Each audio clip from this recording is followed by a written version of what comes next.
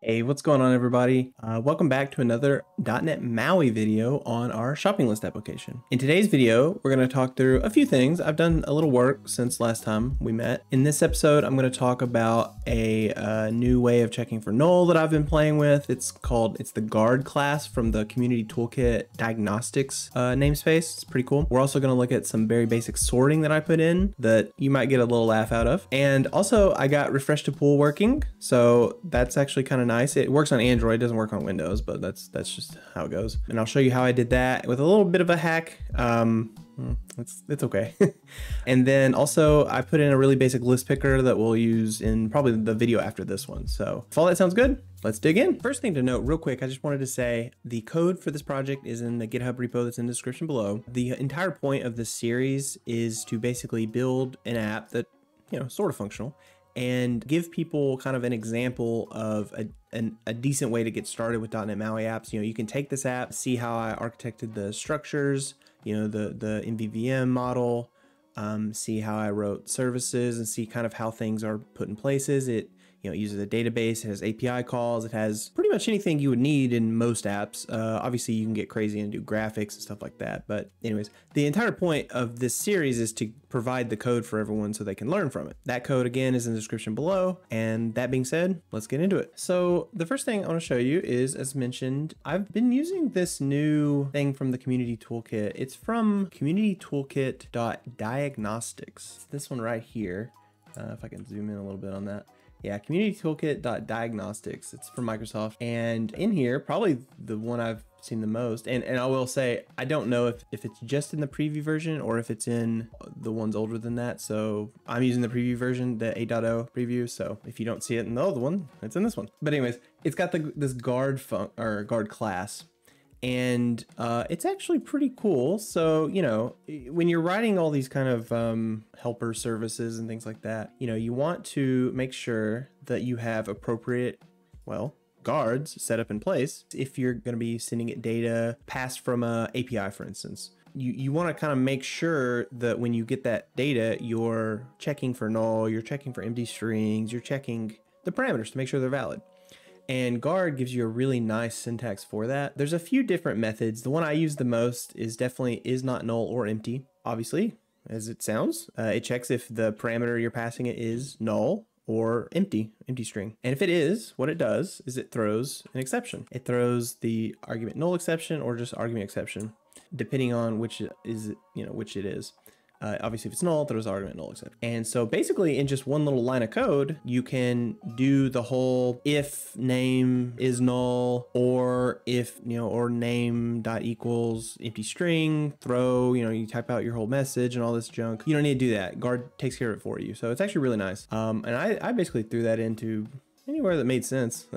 I got like checking for AP config is null, checking for location ID. I did throw in another check for location ID here, basically just saying if it's zeros, which means that it was the default that was picked up and not an actual location ID. So if we don't have a real location ID, we don't want to waste a call to the API. So throwing an argument exception in that case. But yeah, so guard, very cool. I just wanted to talk about it really fast. It's a really nice thing. I believe they stole this from Swift. I'm not a Swift developer by any means, but I believe Swift has something in its language called guard that basically just is like an if condition, do this code. It's just the opposite. It's if it's not this condition, don't do anything and exit, which is what throwing exception is basically. And I think they just stole the word guard from Swift. So that's where it comes from, but it's really nice to use. Like I said, one line of code and you have to pull the dependency into your project and you're good to go. So wanted to mention that. I think it's pretty cool.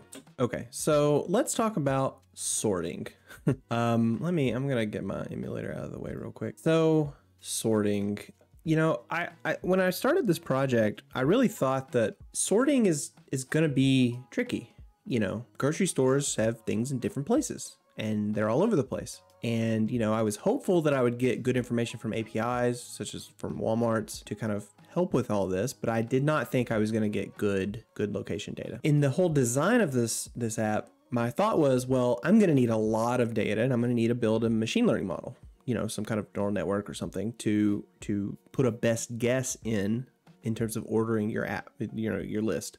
But turns out because the Kroger API is so detailed and so good, I don't actually need that if your list is targeting a Kroger store, which again, you know, it's not, there's not a ton of them out there. I think they're in like the US South and maybe like California and a few other places, but you know, they're definitely not even worldwide, I don't think. But anyways, point being, if you're targeting a Kroger, you don't need all the fancy stuff. So in terms of just sorting a list from Kroger, it's actually pretty simple.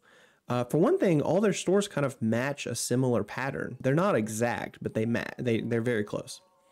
And because of that, we can do some pretty basic stuff and end up with a good sorting on our list. And you know, earlier I said you might laugh at this, and what I mean by that is it's kind of silly. So this is the sorting algorithm here. Let me just zoom in a little bit. So, you know, it takes in a user list.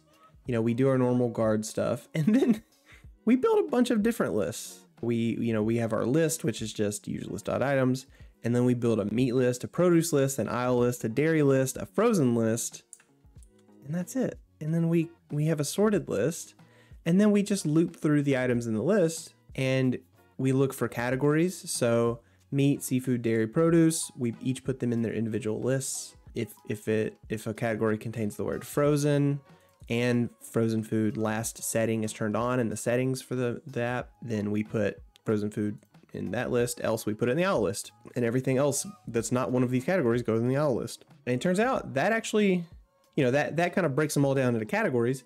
And then we just do some very basic link sorting.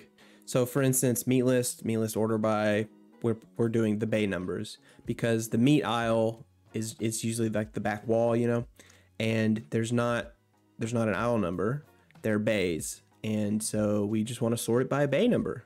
And that should theoretically take you from, you know, the front of the aisle to the thing. Now that I'm thinking about it, I think we actually want to do this backwards. I think we want to order by descending. Yeah, because on meat and dairy, we're coming back. So actually, let me pull up a Kroger map and I'll show you the idea for the sorting. Okay, so this is it's a pretty low res image, so sorry about that. But basically, from my experience, all the Krogers I've been in, at least here in my area, which has been, you know, I don't know, 6 or 7 of them, they all pretty much flow this same way. And so you enter down here, right, at this bottom vegetable area, and then produce is on the right-hand side, or, you know, sometimes this map is mirrored, but either way, you should be able to do roughly the same thing. So the idea, the routing we're gonna go is through produce, and then through deli, and then start going down aisles and alternating down aisles. And then at the end, they will hit dairy and then back through meat and then out, right? Paying and then out. So that's the idea behind the routing. And if you're doing frozen food last, then you hit, you literally exit through that area. So that's the idea for the routing, and we're going to play with that a little bit. So that's why I'm saying that, you know, meat kind of needs to be backwards in terms of bay number, because you're at this point, we'll be done with aisles. We're coming through dairy to meat and then out. So yeah, that's the idea behind the actual layout routing. We'll see how well it works. I'm gonna implement it, and then I'm gonna test it out in some stores around here, and we'll see how well it does. But anyways, that was the thinking behind the actual routing. All right, so anyways, yeah, so we're doing our 3 dairy, meat, and produce lists. We're ordering each of them by bay numbers, and then aisle number we're sorting by number. But I think at some point in the future, I'm going to add on a alternating bay number sort. And again, that's because you come down one aisle and then you go up the next one, down, up. So, you know, like some kind of mod 2 equals 0 descending, mod 2 equal 1 ascending, or something like that. I'll have to play with it. But that's I'm going to add that later on. Just didn't get it in there yet. Okay, and then from there, we just add those sorted lists back into the sorted items list, or into this new sorted item list. And we're just doing it in a specific order to get the order we want. So produce first, then aisles, then dairy, then meat, then frozen. So yeah, just adding them back in there. And then we also check the start at back of store setting. Again, if you're a crazy person and have that turned on, then we just reverse the item list. I mean, that's all it is. And then here we actually just do order by is completed. So that way the completed items get put at the bottom of the sort. So as you check them off on the app and then refresh, which we'll talk about in a minute, they will then go on the bottom. And that's it. That's the basic sorting. It's actually really straightforward. And I kind of sort of tested it the other day while getting our groceries, and it actually works pretty well. Okay, now let's talk through the pull down to refresh that I implemented. So it's inside of user list details. We're using a refresh view. The command is refresh user list detail screen command. It sounds like a Java class. And then we're passing a parameter user list collection view, whatever is refreshing. That's just to kind of give you a thing. So here's the shopping list. It's in dark mode right now. I'm gonna click on the wife's grocery L, which I'll say was supposed to be list, but it cut off, and which I left it because I thought it was funny. So the wife's grocery L, and this is literally the last grocery list we did. You'll notice a lot of this is cut off. We're gonna fix a lot of that in the UI episode, which is coming up in a few. But yeah, these are real aisles from our real Kroger, and this is the real sorting working. Yeah, it works pretty well. So you'll notice if I pull down, I get this little refresh, and it happens pretty quickly. So let me show you that code. This refresh view is basically just a holder for the collection view, and the refresh view gives you the ability to do this. And let's look at the view model to see that method. So when you pull down a refresh, you are calling this refresh user list detail screen, and you're calling a command that's built from this relay command attribute from the CommunityToolkit.MVVM. That's important to know because it basically does all the kind of binding stuff and the really annoying on notify and all that junk for you. So really good to use. So anyways, in here, we're setting it is refreshing equal true, and that gives us the little spinner. And then because it's bound on the refresh view. Yeah, so all I'm doing here is I'm calling a clear on the items that we're looking at. And then I'm actually getting the items back from the database just to kind of refresh it. And then I'm calling our sort. And then you'll notice this weird little line here, user list equal user list. And if you mouse over it, it says this should not be assigned to itself. What are you doing? And you're right. It is weird that I did that. The reason I did that is because this collection view only updates its items in 3 cases. 1, something is added to the collection. 2, something is removed from the collection. Or 3, the entire collection object is reassigned to something. Well, if I actually wanted the refresh view to actually update the collection view, even though nothing changed, this works. This actually makes it refresh, and I'll show you. Okay, so if I click an item, you'll notice it goes away. It is checked, and I also call the sort, so it should have put it at the bottom, but it's not. We know the issue. But if I pull down on the refresh, this code executes user list equal user list, and it causes it to go to the bottom. So it updates the collection. That's cool. I like the fact that happens. I wish I could get it on check. And actually at one point I did. I had this code here, which is doing the same thing, setting user list equal to user list, and forcing it to recheck, but that gets extremely buggy. And the reason is item was checked. It gets called a lot. It gets called when the collection view is built, because it has to go through, and any items that are checked, it gets executed on, things like that. So when you first open up a list, it just bugs out. It goes nuts. So don't recommend doing that hack there. So that's why it's commented out, but I wanted to remember it, so I put it there. But yeah, so basically right now, if you click some items and I got those items, you can refresh it and they go to the bottom. So that's good. At least that's sort of functioning. And again, I had to use this kind of hacky way to get around it. So it is what it is. I bet there's better ways to do this. In fact, if you do know any better ways, please let me know in the comments. I'd love to hear them, but this is just kind of what I ended up with. So, we're kind of getting there on a functioning app. I will say the animations, they kind of act weird. So like these 3, you'll notice that if I come back up here, it's like it's holding a place outside of the current view. And so they reanimate every time. There's probably ways to get around that too. I don't know, but yeah, so that's refresh, that's pull down to refresh. And yeah, that's how I implemented it. So that's the refresh view. The last thing we're going to look at is the list picker that I put in. We're going to focus more on this in the next episode, but I want to show it to you real quick. And also there's a bug with it, and I'm pretty sure it's an actual bug, but I'll explain that in a moment. So, if you open up the list creation view, you see this type of list, and it looks like there should be something there, and there should be. It's a drop down, but for whatever reason, it's not there and it doesn't work. And I don't know why. I don't know if I've got something wrong in the yeah, something wrong in the XAML or what. But basically, this works perfectly fine on Windows, but on Android, you don't actually have anything there until you do this. So let me go to user list data input. And if you look at this right here, so here's the picker. You'll notice it says selected index 1. But what's weird is if I change it, oh, I have a breakpoint. If I change it, it shows up.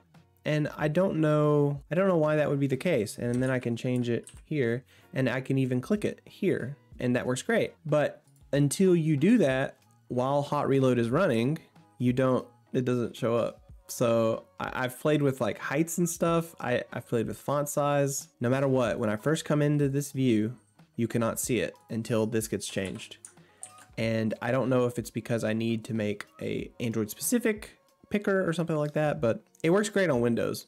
And yeah, so there's that issue. But I'll say that the idea behind putting that there is that when a user creates a new list, they can base that list, they give it a type, and then they can base this list on the last time they had a list of that type. And then theoretically what it would do is it would pull in the items from the last list of that type and kind of give you a shadow version of a new list, and you could, I guess, go in and improve them or whatever, or just start with it. It's whatever. That way it kind of pre-populates things and you don't have to go through the annoyance of creating a list every single time. So that's the idea.